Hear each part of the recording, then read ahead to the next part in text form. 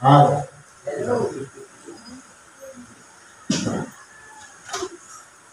sa tanong po ng ilang kanyang sa Kristo sa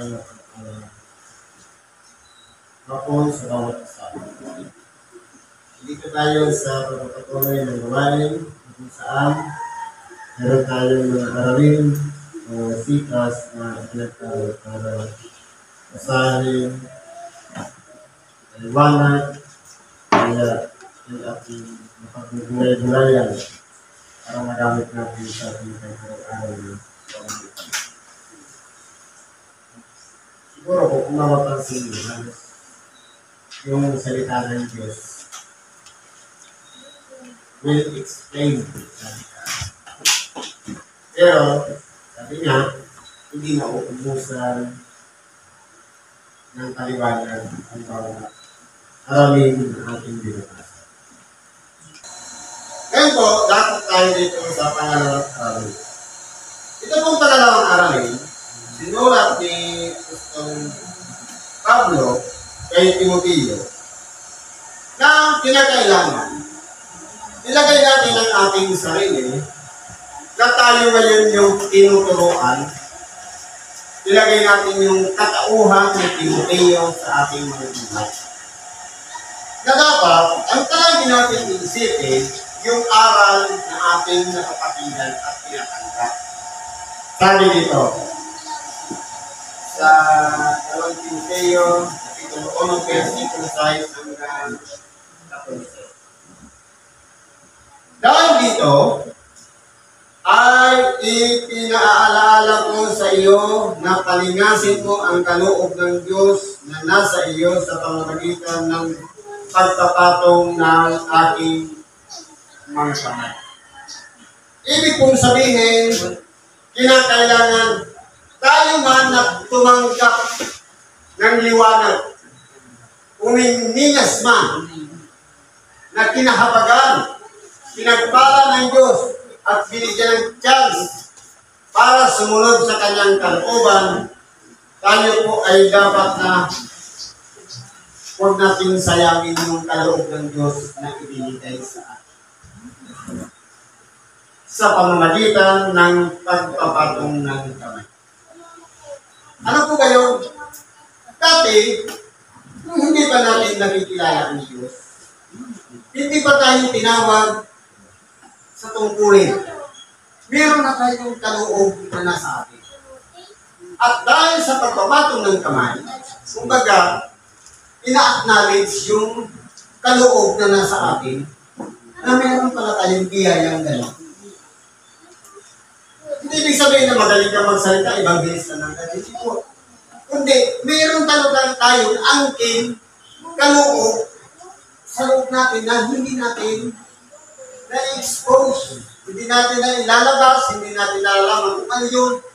Pero sa oras na ma-energize yan at ma-consagra sa pamamagitan ng pagpapatong ng kamay, ito po ay napagniningas natin.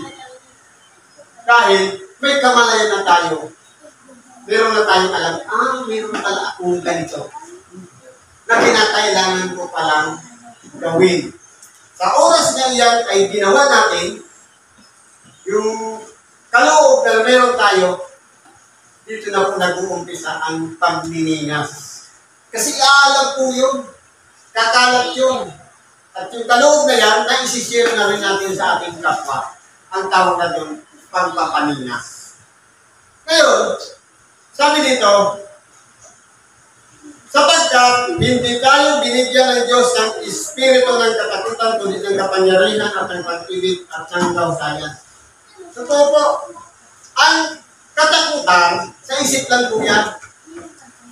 Kasi po, sabi nga, ang pagtatagumpay, isa pong bagay yan na gusto ng Diyos sa bawat isa sa atin. Pero, ang kalaban natin dyan, takot. Dahil minsan, halimbawa, palagay natin, isa tayong driver. Normal sa isang tao ang nire-reject. Kaya, nakikipagkaibigan nga lang, minsan pag ayaw makipagkaibigan sa'yo, ang tawag mo, rejection. Tulad ng driver, nagtawag ka ng pasahero, ayaw sumatay sa'yo, rejection tawag mo. Ito po yung kinakatakutan natin. Sabi ng iba, ayaw sumugad. Pero kung mataga tayo, basta gawin lang natin yung tamang pamamaraan o proseso ng ating pang-araw-araw na pamumuhay, hindi po dapat iiragan ng takot. Kasi ang takot, isa po yung sagabal sa ating mga ginagawa. Kumbaga, nawawala po kasi ang tiwala natin sa ating sarili. Ngayon, sabi nga dito, hindi tayo binigyan ng Diyos ng espiritu ng katakutan. Ano po ba yung binigay sa atin? Binigyan tayo ng espiritu nag-iisip.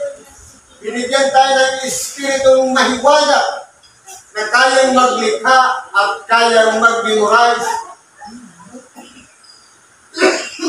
at kayang mag-analyze ng ating mga natututunan at napapakinggan. Iyan po ang binigay sa atin. Ang isip na yan, pinaprocess ang lahat ng bagay. Ang napakinggan, pinaprocess niya. Ang ating nahawakan, pinaprocess niya. Kung yun ay mainit o malamig. Ang lahat ng ating nararamdaman, pinaprocess niya. Ibig sabihin, yun ang espiritong ibinigay sa atin. Ang pag-iisip ng mga kaalam ng mga bagay kung ano ang nasa paligid natin. Ganun yan po, napakahalaga ang espiritu ibinigay ng Diyos sa bawat isa sa atin. Kasi kung ang espiritu, ibig sabihin yung diwa, sa ibang salita, isip. Ngayon, meron tayong espiritu o diwa o isip na kinakailangan natin palaguin sa ating mga buhay. Hindi dapat natin pairalin yung takot.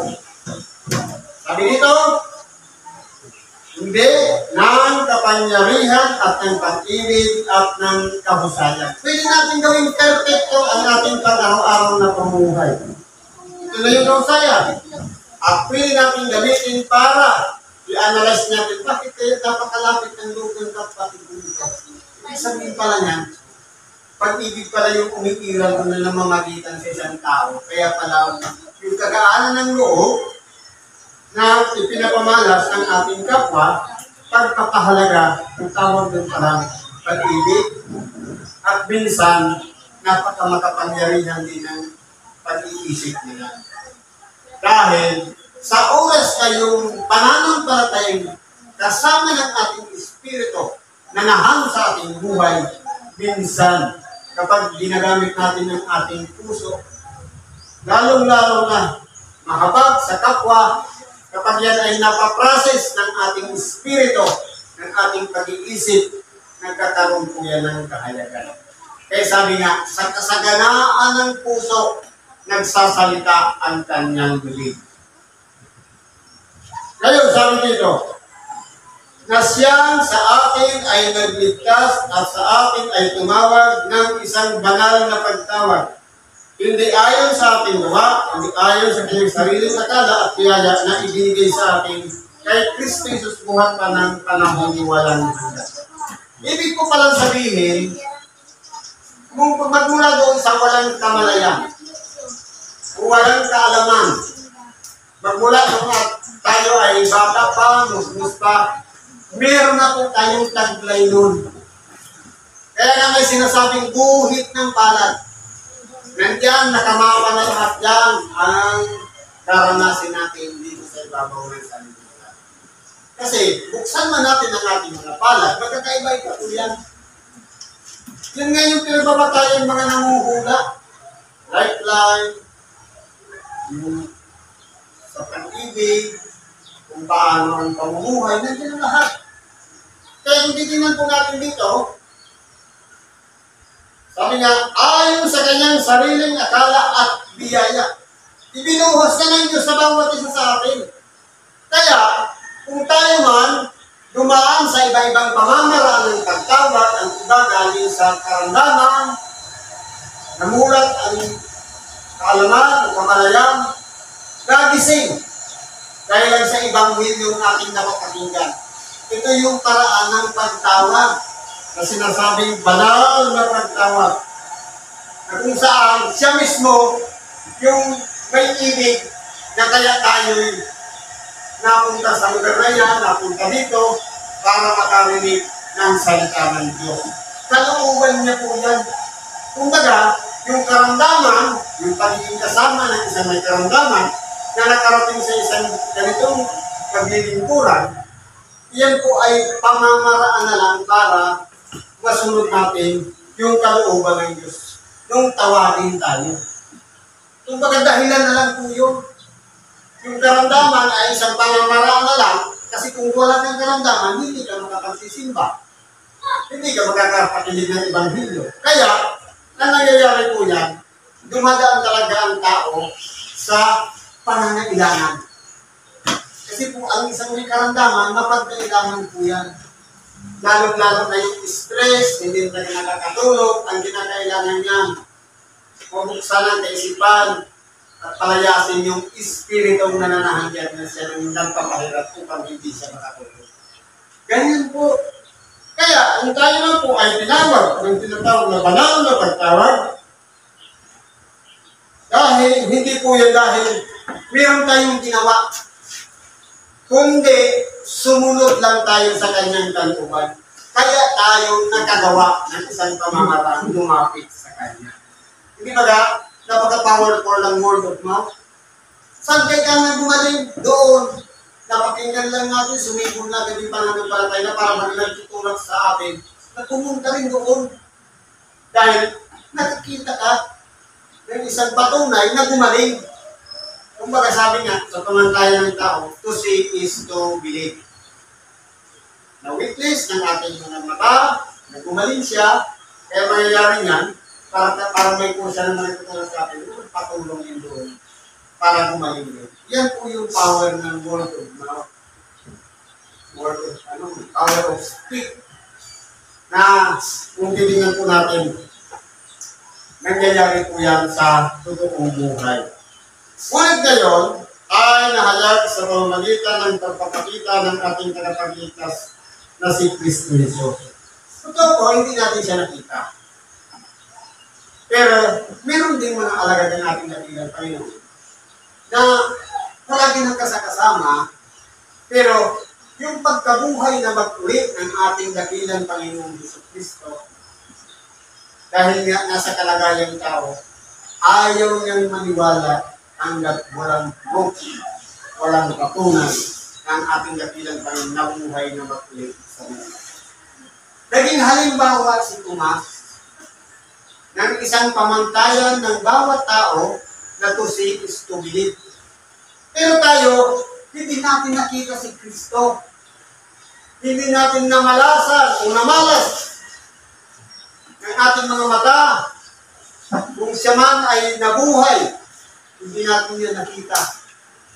Kumbaga, nakikibasa lang tayo sa kwento na nakasulat sa mga Biblia na pinatunayan ng 4 na ebanghelista. Kasi po, ang patunay ng isa, walang ibay.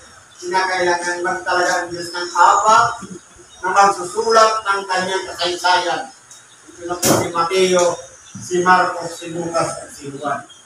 Upang sa ganun, pagtagpo inyong kwento na magpapatotoo sa ating dakilang Panginoong Diyos Kristo.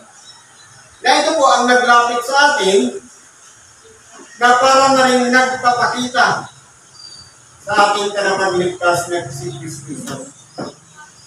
Na itong Kristo na ito, itong Jesus na ito, nag-alis ng kamatayan.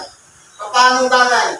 Dahil po, ang cycle ng buhay ng tao, ipapanganak, mamamatay.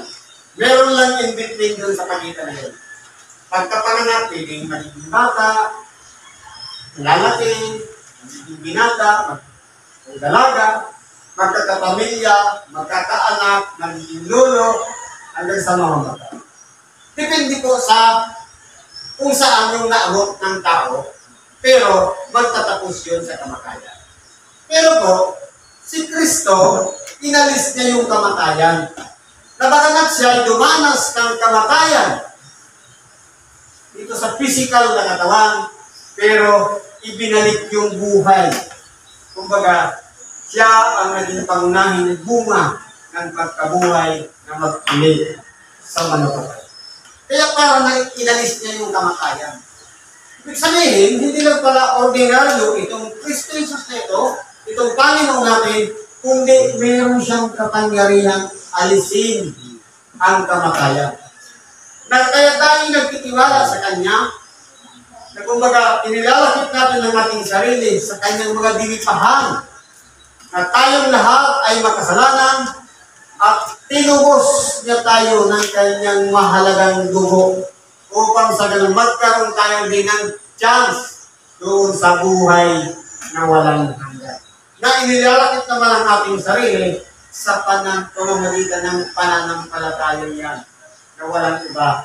Kaya po sinubo ang ating nabilang Panginoong Jesucristo. Hindi lang para sundin yung nagapropeta o mga hula ng mga propeta patungkol sa kanyang daranasin, kundi para ibuwis ang kanyang buhay alang-alang sa pag-ibig ng Diyos sa bawat isa sa atin. Siya ang nag-alis ng kamatayan at nagdala sa liwanag ng buhay at ng walang pagkasira. Na tayo ngayon ang nagiging pangunahing bunga sa pamamagitan ng Ebanghelyo. Na, kumbaga, pinahalagahan natin ang bawat gawain upang ang Ebanghelyo ay palagi natin pinakikinggan at sinasariwa sa ating mga linggo-linggong pag-aaral ng salita ng Diyos.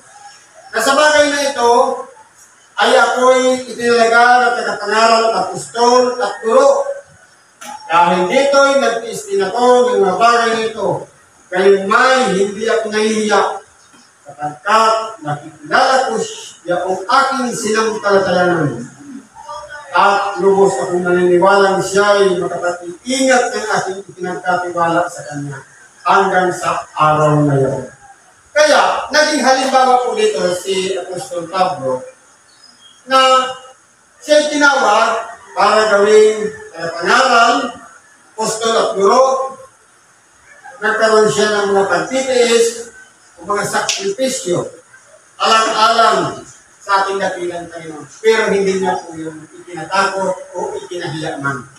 Pagkos, inarap na ito, pagamat nasa bingit na siya ng kamatayan dahil sa pinag-iinitan siya ng mga Romano, nakahanda po siya dahil nakikilala niya yung kanyang sinasampalatayan. Dapat ganoon din po tayo.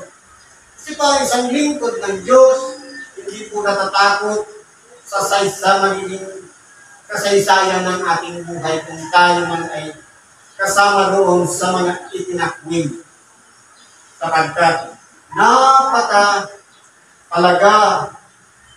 napakaganda ng magiging kalagayan ng isang taong ginamit na tagapangaral ng salita ng Diyos na namatay kay Kristo. Siya po ay nasa dambana ng Diyos. Ibig sabihin, napakahalaga sa isang tao na ang naging kasaysayan ng kanyang kamatayan, kalakip ng pagpapatunay at pagpapahayag para lamang ibahagi o ipaliwanag kahit tayo tagapangaral na ng salita ng Diyos na idinidipinsa natin si Kristo Jesus na ating Panginoon, na siyang ating pinagkakatiwalaan. Kaya, kinakailangan, hindi po dapat masayang yung pagkakatiwala na yun na ibinigay natin. Sapagkat, alam natin na hindi po masasayang ang ating pabalik-balik sa templo, ang gabi-gabing pananalangin, ang araw-araw na pagtulong sa kapwa, upang kahabag sa kanila.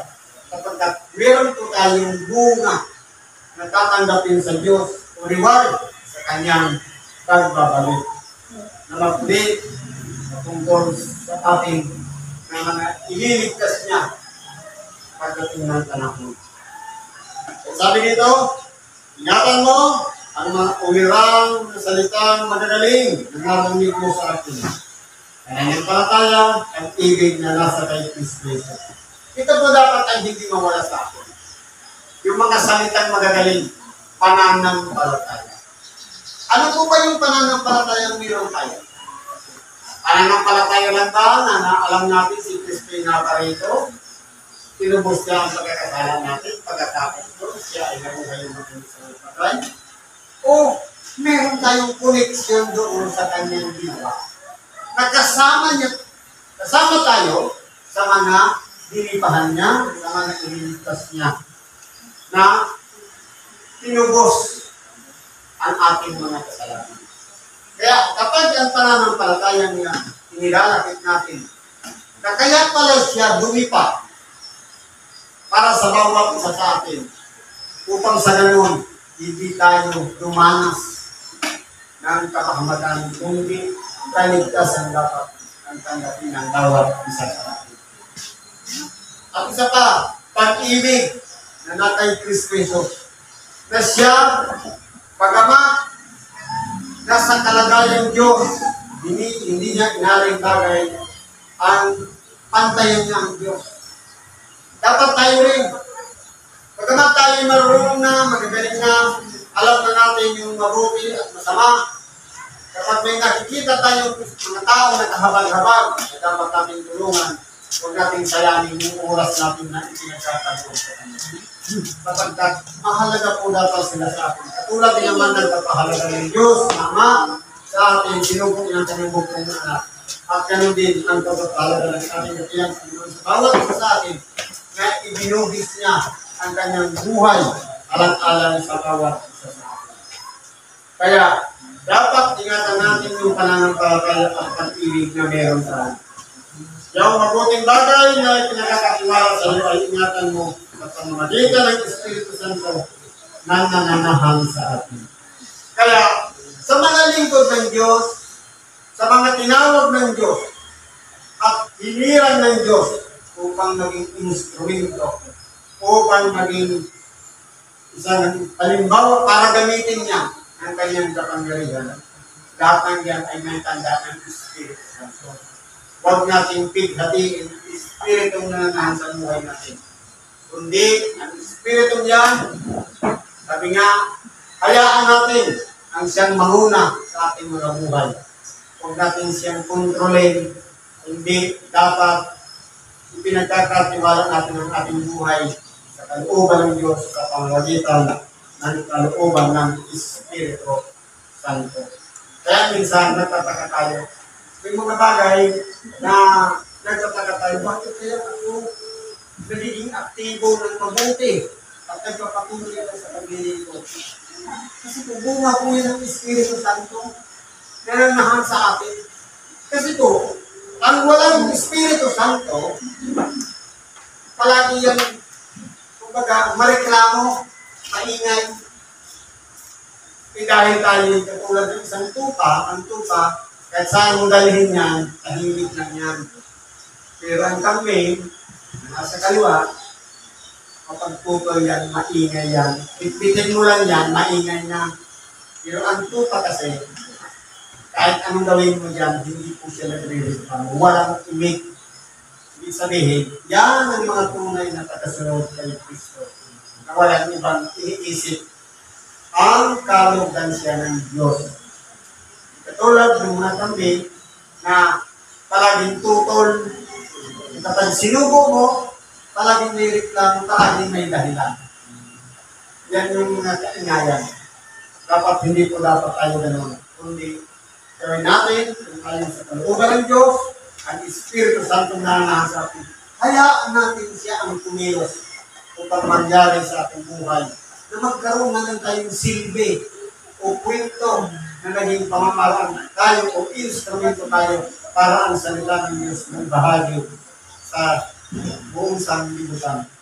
Salamat sa Diyos kung tayo po ang ginagamit po at pinagkapilaraan para kasangkapanin ang salita ng Diyos magkarating doon sa mga tao higit na nanakatulanan ng pagkalinang ng Diyos o ibang hilyo pinagkakaroon ng Diyos sa bawat Siguro po ang dito na lang, dahil bilagin natin sa mga no? Salamat sa Diyos at ang mga natin dahil nagdaray natin. Ilapit natin yung Diyos sa Diyos sa namin ni Kristo Jesus. Salamat at mapagpalang hapon sa bawat.